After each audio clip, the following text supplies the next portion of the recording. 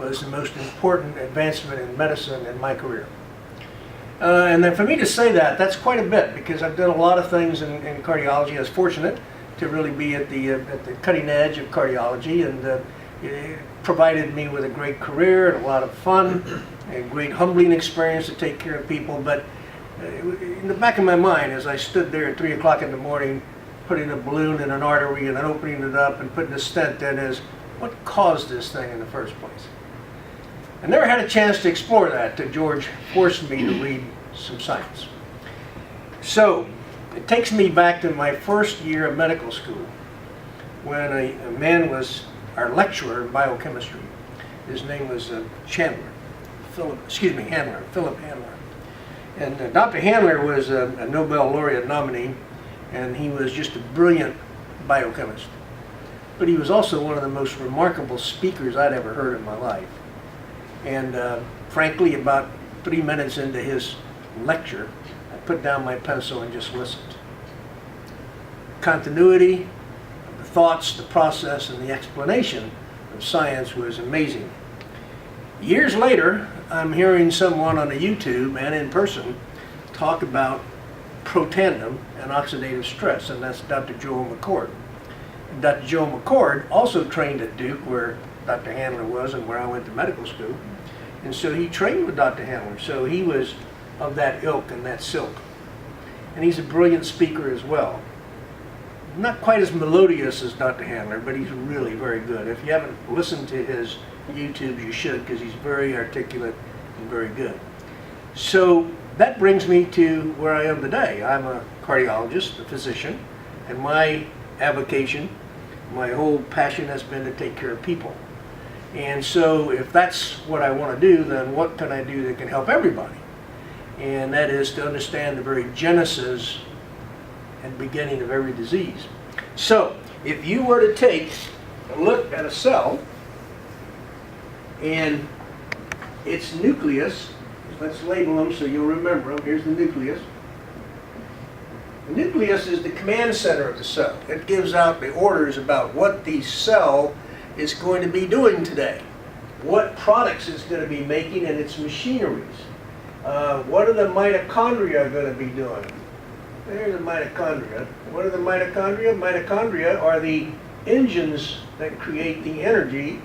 The energy is called ATP. Dr. Handler used that word for the first time with me in 1963. Didn't know what he was talking about at the time, but by God, I do today. So the nucleus sends out the command and says we need to make some carbohydrates today, or we need to make this protein, or that gene, or that chromosome, and that's what happens. How does that happen? That's the discovery, how it all happens.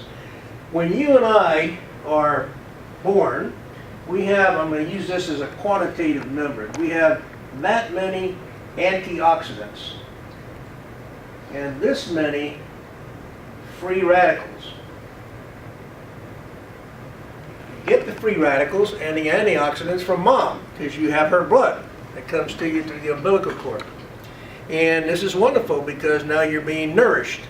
And as we come into life, into the world, we start breathing on our own. So we're not only now on our own from that point of view, but we are creating our own energy source in terms of bringing in oxygen. And when we bring in oxygen, we create energy. And I tell you where the energy was created: mitochondria. So we bring in oxygen with our food substances, take it to the mitochondria, which are little energy factories, and we make energy, but we also make free radicals. So we end up, when we're 30, 35 or so, with this many antioxidants and this many free radicals. That's called oxidative stress. The excess production of free radicals over your ability to neutralize them with antioxidants. So now I've covered the words that are used in some of the videos you've seen, but how does that all happen? It happens because this command center works in conjunction with a protein that sits in our cell. That's, for lack of not getting too technical, I'll call it Nrf2. And that's what you'll see on the bottle. Nrf2. It's a protein that's anchored there and it's kind of watching what's going on in the cell, and it is communicating with the nucleus, command center. But when it's anchored, it doesn't have the ability to send it immediate messages. So what does Protandim do? Protandim comes in, and when we take it in, 5 herbs, which we have had in our biosphere from the beginning of time, put together in a certain combination, it activates the release of this Nrf2 and sends the Nrf2 message up to the nucleus, and we have a transcription information going up which says to the nucleus, hey boss, we are overwhelmed with free radicals.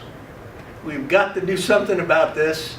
Our engines have been busy making more and more proteins to combat the free radicals. What's that called? Inflammation. So when you have free radicals, you get a response from the body called inflammation. And that is the reaction that is uniformly going to occur when you have that free radical not neutralized. Why? Because that free radical, when it doesn't get neutralized, attaches any place it wants to. It can attach to one of the engines here. It can attach to the mitochondria. It can attach to the cell membrane. It can attach any place. And when it does, it injures a cell. The body responds by making more free radicals, which are called pro-inflammatory, I'll just make an I here, pro-inflammatory molecules. And that always ends up in what? A scar. So this always ends up in a scar, and there you are. Scars replace cells. Too many cells replace organs. That's disease. This is the beginning of all disease. So this is the beauty of what's been discovered. The mechanism by which we can cut back on this process of getting too many free radicals and too little antioxidants.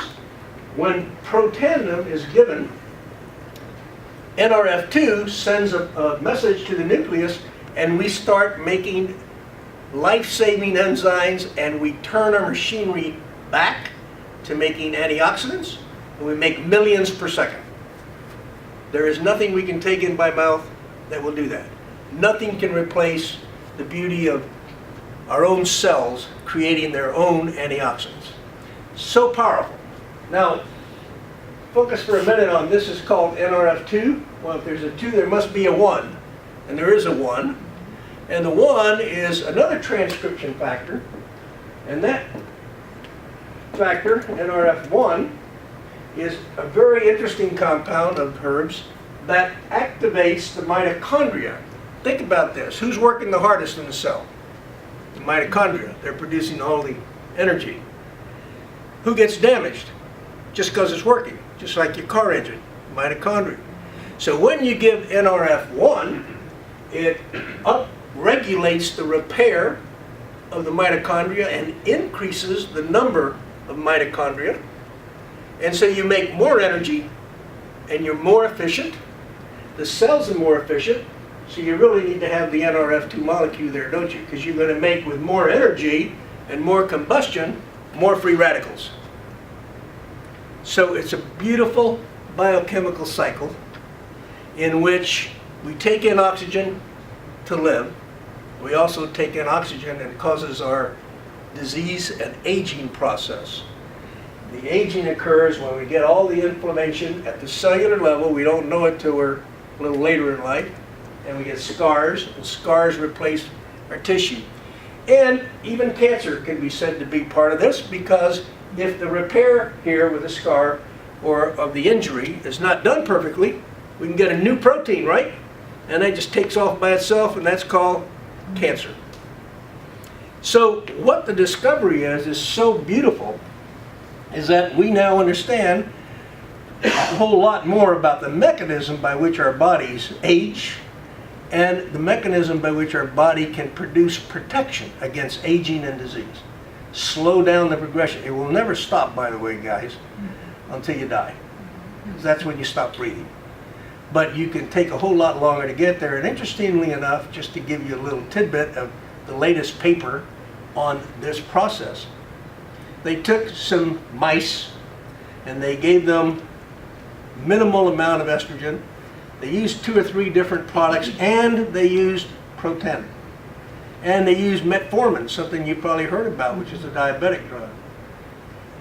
And metformin had no effect on cellular life prolongation.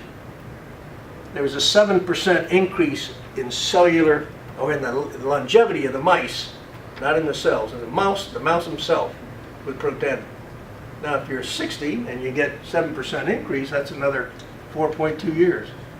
If you're 75, that's another, you get the picture. So we're going to see more and more of this data, because it's going to tell us that the mechanism by which all this occurs and the protection we're getting when we use what nature gave us to begin with, this cycle of plants and animals that live and breathe together and protect each other and are necessary for us to grow and live and exist, is really at work.